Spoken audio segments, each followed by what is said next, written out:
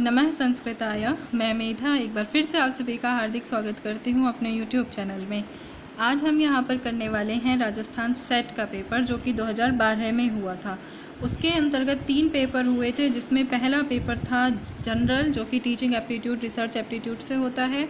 दूसरा और तीसरा पेपर था विषय आधारित। तो हमारा विषय संस्कृत है, तो हम उसी पर ही आज उसी पेपर का जो द्वितीय प्रश्न पत्र है उसी को हम यहाँ पर हल करेंगे।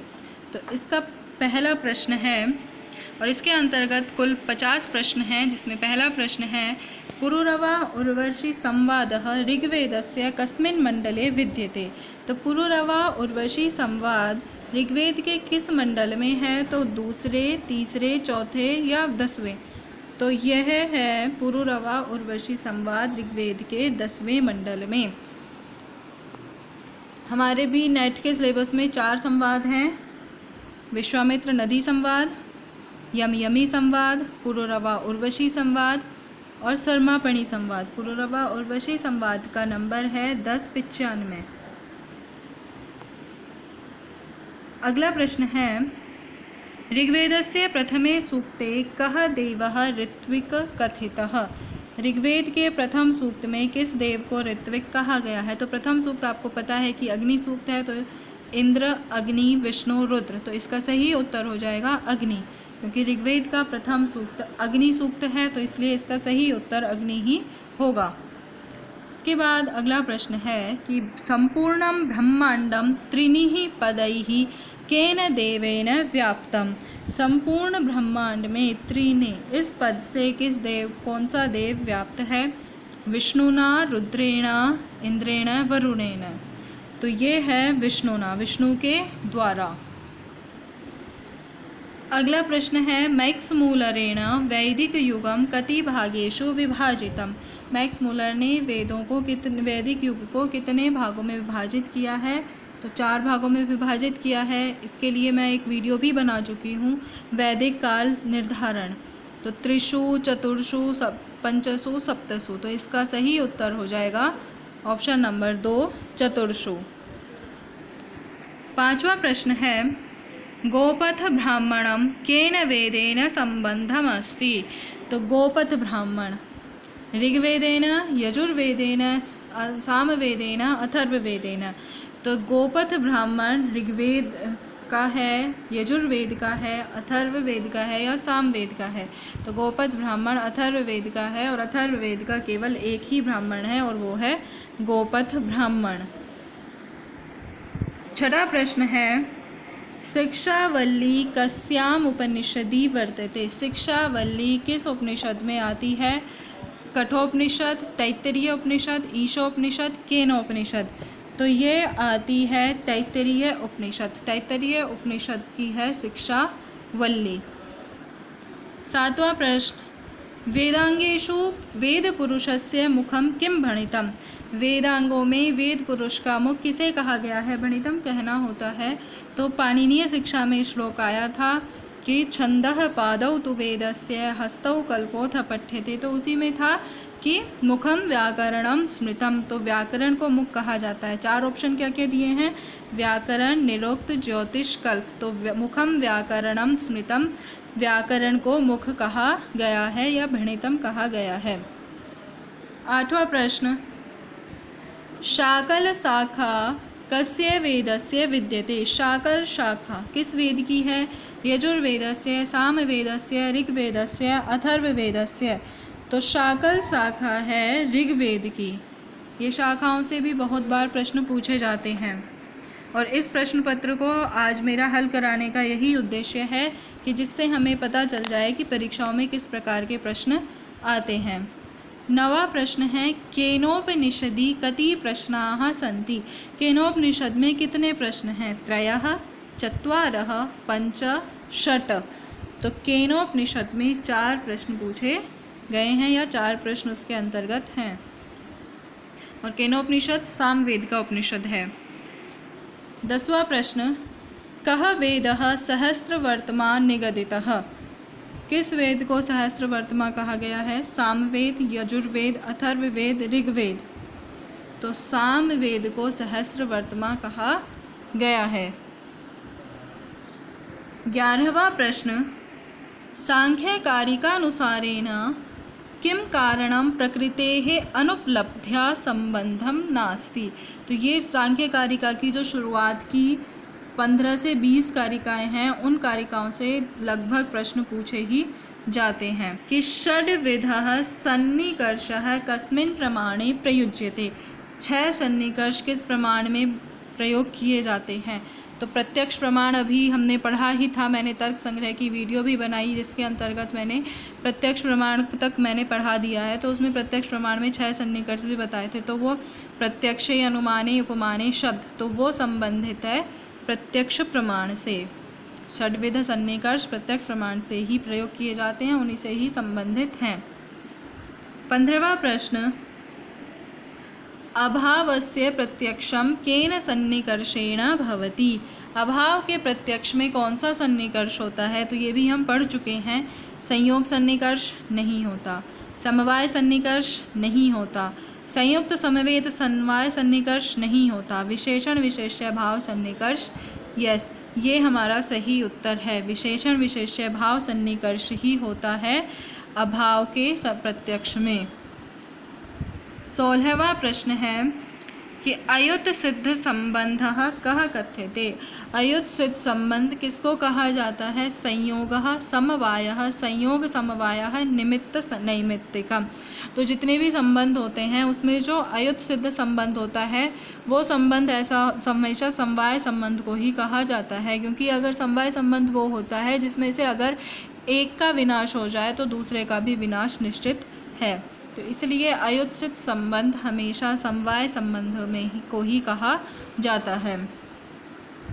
17वां प्रश्न है कि तंतु रूप पट रूपस्य किम विधम कारणम। तो ये प्रश्न भी हम कर चुके हैं कि तंतु रूप पट रूप का कैसा कारण है। ये असमवायी कारण है, निमित्त कारण है, नित्य कारण है या समवायी असमवायी कारण है। तो ये है असमवायी कारण। तंतु रूप पट रूप का असमवायी कारण है। 18वां प्रश्न है कि अध्यारोपः कस्मिन् दर्शन ग्रंथे वर्तते। अध्यारोप किस दर्शन ग्रंथ में है।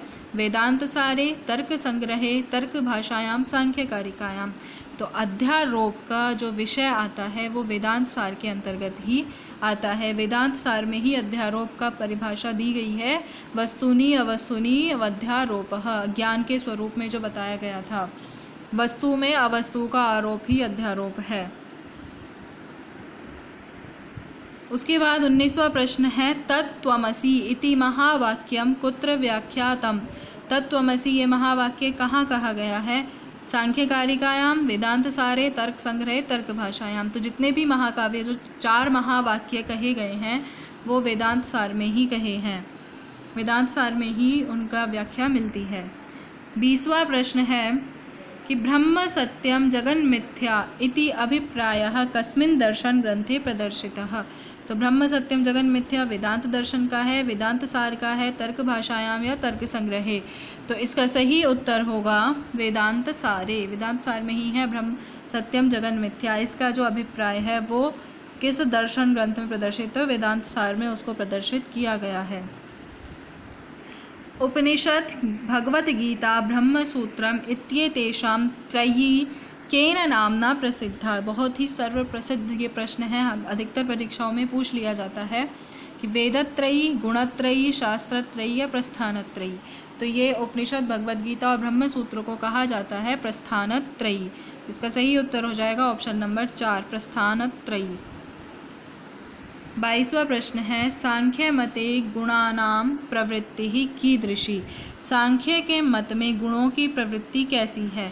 गुणवत, नटीवत, प्रदीपवत, मुक्तिवत। तो इसका सही उत्तर हो जाएगा प्रदीपवत। ये कारिका भी है, मूल कारिका प्रदीपवत, चावृत्ति, इस तरह की। उसके बाद हमारा 23वां प्रश्न है कि वृद्धि संज्ञायाम कः वर्णः स्वीकृतः।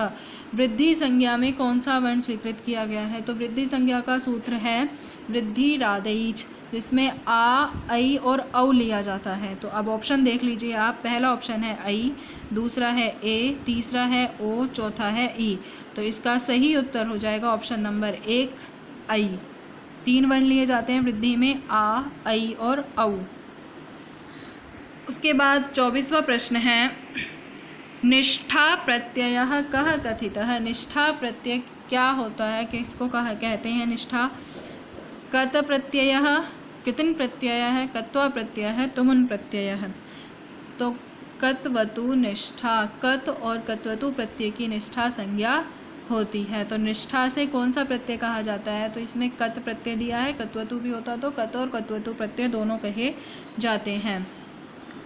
25वां प्रश्न है, कृत तद्धित समासाश्च इत्यनेन सूत्रेण का संज्ञा भवति।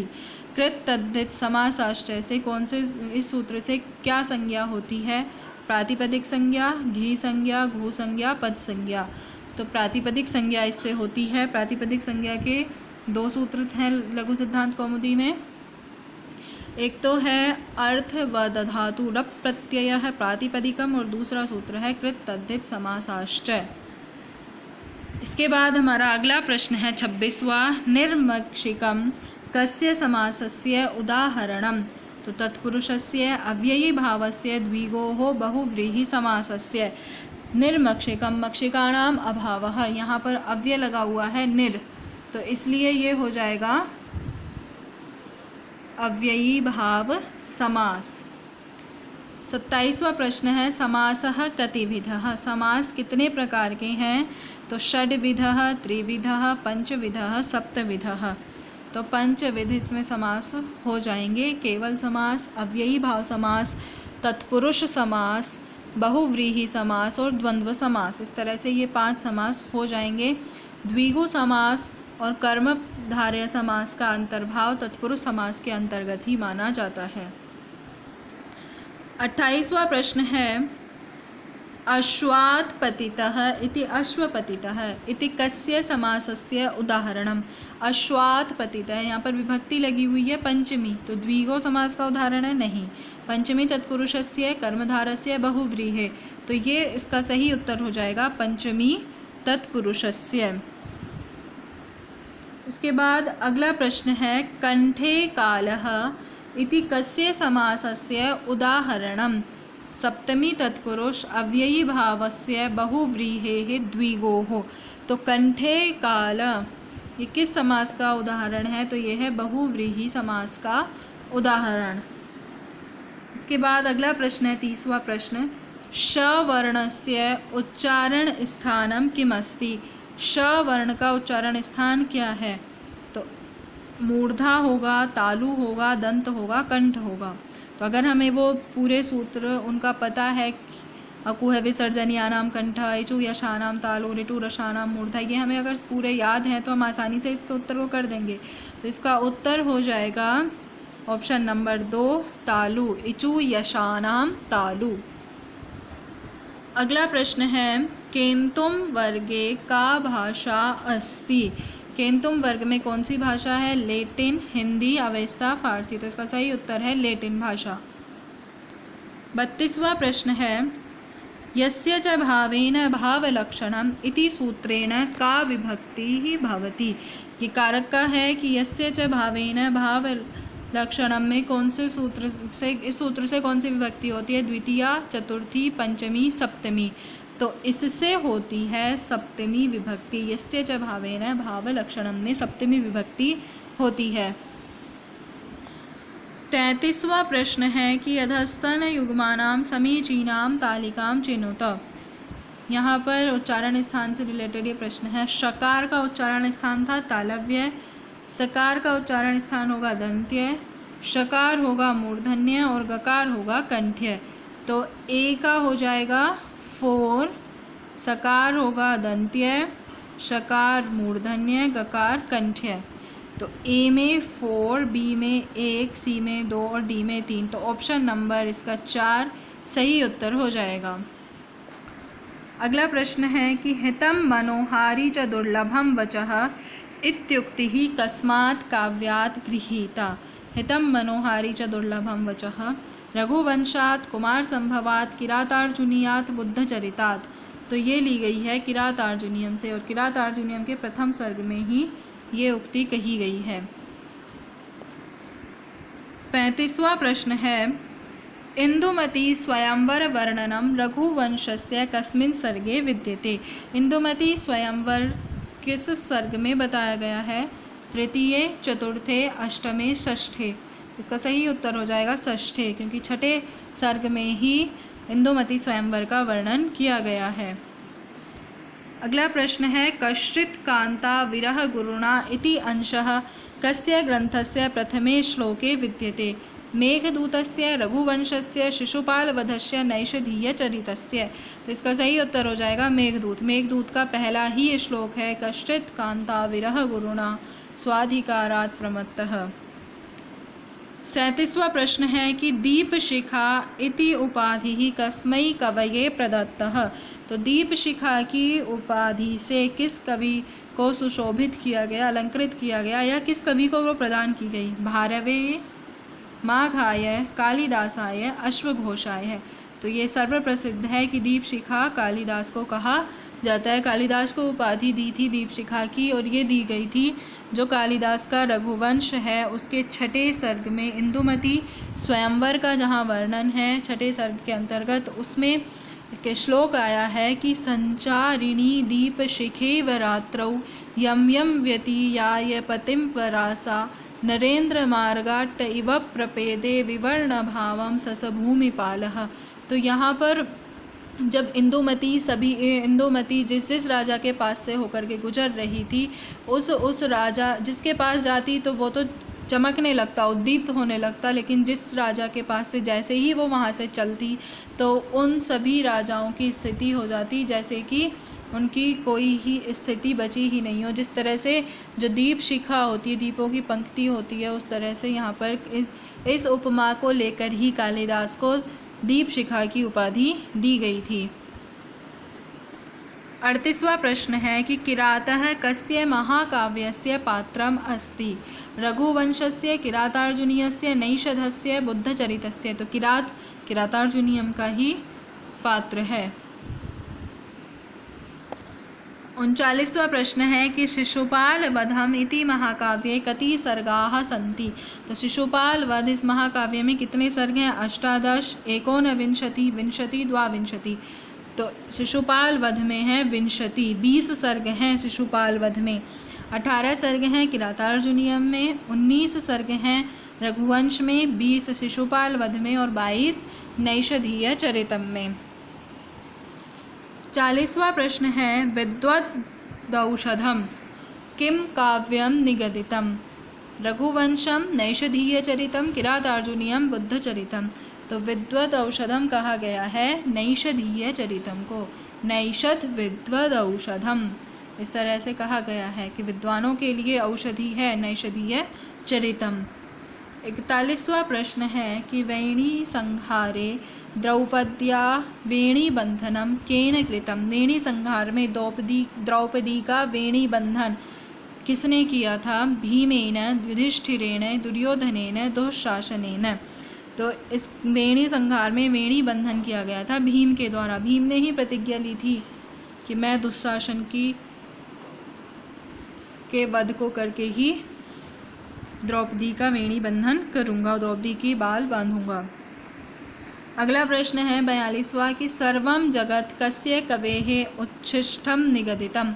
संपूर्ण जगत में किस कवि से उच्छिष्ट कहा गया है? संपूर्ण जगत में जो ऐसा कौन सा कवि है जिसके लिए कहा गया है कि मतलब कि इन्होंने सभी कुछ उच्छिष्ट कर दिया है? माघस्य, बाणस्य, कालिदासस्य, श्रीहर्षस्य। तो ये कहा गया है, किसके लिए कहा गया है? ये कहा गया है महाकवि बाणभट्ट के लिए। बाणोच्छिष्टम जगत सर्वम, कि बाण ने संपूर्ण जगत को उच्छिष्ट कर दिया है। अगला प्रश्न है अति स्नेह पापशंकी इति सूक्तिः कस्मिन् नाटके विद्यते? अति स्नेह पापशंकी उत्तर रामचरिते, रत्नावल्याम, अभिज्ञान शाकुंतले, वेणी संहारे। तो ये है अभिज्ञान शाकुंतलम की। अभिज्ञान शाकुंतलम में कहा गया है अति स्नेह पापशंकी। 44वां प्रश्न है दुष्यंतस्य पुत्रः कः। दुष्यंत का पुत्र कौन है? शारदवतः, सर्वदमनः, शारंगरवः, माढ़व्यः। तो इसका सही उत्तर हो जाएगा ऑप्शन नंबर 2 सर्वदमनः। सर्वदमन का ही बाद में नाम भरत पड़ा था। 45वां प्रश्न है मृच्छकटिकस्य लेखकः कः मन्यते? शूद्रकः, विशाखदत्तः, भट्टनारायणः, कालिदासः। तो मृच्छकटिकम का लेखक माना जाता है शूद्रक को। अगला प्रश्न है कि करुण रस प्रधानम किम नाटकम प्रसिद्धम। करुण रस प्रधान कौन सा नाटक प्रसिद्ध है? वेणी संहारम, स्वप्नवासव दत्तम, उत्तर रामचरितम, अभिज्ञान शाकुंतलम। तो करुण रस प्रधान है उत्तर रामचरितम। वेणी संहार वीर रस का हो जाएगा। उसके बाद अगला 47वां प्रश्न है कि साहित्य दर्पणे संपीडितेन लक्षणायाः कति भेदाः प्रदर्शिताः। साहित्य दर्पण में लक्षणा के कितने भेद बताए गए हैं? 50, 70, 80, 90। तो साहित्य दर्पण में इसका ऑप्शन हो जाएगा 80। लक्षणा के 80 भेद बताए हैं। वहीं काव्य प्रकाशकार श्री मम्मटाचार्य ने लक्षणा के 6 भेद बताए हैं। 48वां प्रश्न है कः भावः रसतामेति। कौन सा भाव रस के लिए है? स्थायी भाव, विभाव, अनुभाव और संचारी भाव। तो स्थायी भाव इसका सही उत्तर हो जाएगा। 39वां प्रश्न